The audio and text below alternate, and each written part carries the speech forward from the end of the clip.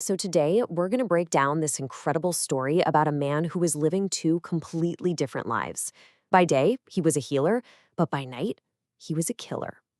This whole thing is a super complex web of crime, revenge, and a meticulously crafted plan for justice that operates way, way outside the law. The whole case just cracks wide open with this one single, chilling line from a police investigation. All of a sudden, the prime suspect in a series of really brutal gangland murders isn't some hardened criminal, it's a respected surgeon. And as you can imagine, that revelation sends absolute shockwaves through the city and the police force.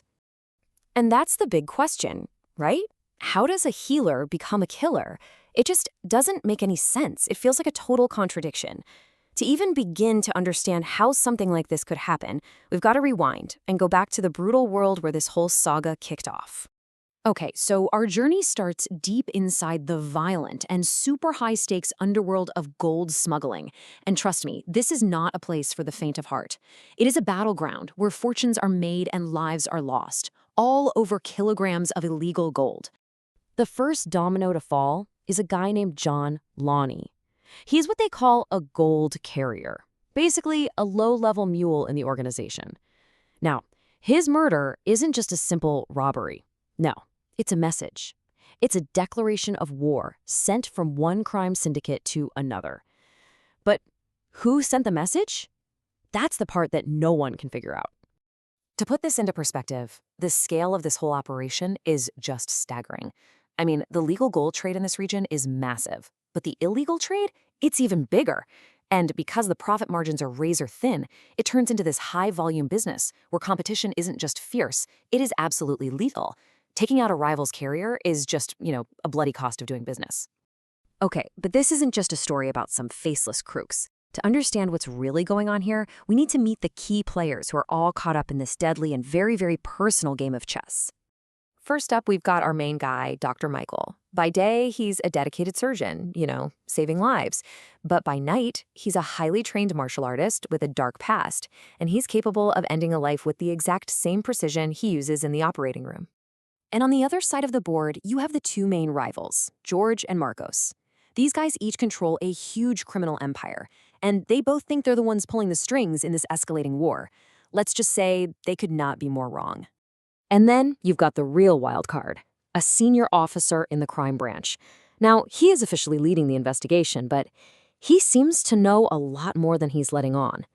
He's the one connecting all the dots, but it feels like he's always playing his own game, just out of sight. So pretty quickly, it becomes clear that these killings are not random. They are targeted, they are strategic, and they follow a terrifyingly logical pattern. This isn't just some gang war, this is a carefully orchestrated campaign of total destruction. So here's the playbook, right? The killer is following this ruthlessly efficient four-step plan. Every single murder is designed to ramp up the conflict between George and Marcos. First, a carrier is taken out, then a lieutenant, then the boss himself. And all the while, evidence is being planted to point directly at the rival gang. I mean, it is a perfect setup. The investigating police officer uses this really haunting metaphor to describe the killer. He compares him to a cancer, a specialist who knows exactly how to invade a system and just destroy it from the inside out, cell by cell until there's nothing left. And the plan works. It works perfectly. With his back against the wall and believing that Dr. Michael is actually working for his dead rival, Marcos makes one final, desperate move. He kidnaps Dr. Michael's sister, thinking he's finally cornering the man who destroyed his enemy. And this one act sets the stage for the final, bloody showdown. It's the last move in the game, checkmate. But what Marcos has no idea about is that he's just a pawn, and he has just walked right into a trap that was set for him years and years ago. And this is where we find out what this was all really about. It was never about gold. It started with a police officer's younger brother, Amir, who was driven to suicide years earlier by a college gang. And the members of that gang, well, they grew up to become the very criminals Dr. Michael has been picking off one by one. When the law failed him, the officer decided to create his own instrument of vengeance. In the end, the police officer just confesses everything. He reveals he was never the investigator. He was the puppet master all along. He even compares himself to Shakuni, a master manipulator from Hindu mythology, admitting he played a double game, orchestrating every single murder and every move to bring down the men responsible for his brother's death.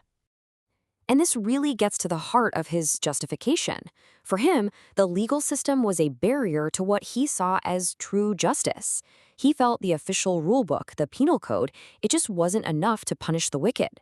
He believed he had to operate outside of it, convinced that while his actions were totally illegal, they were the only way to get real justice for his family. So this leaves us with a really profound and unsettling question.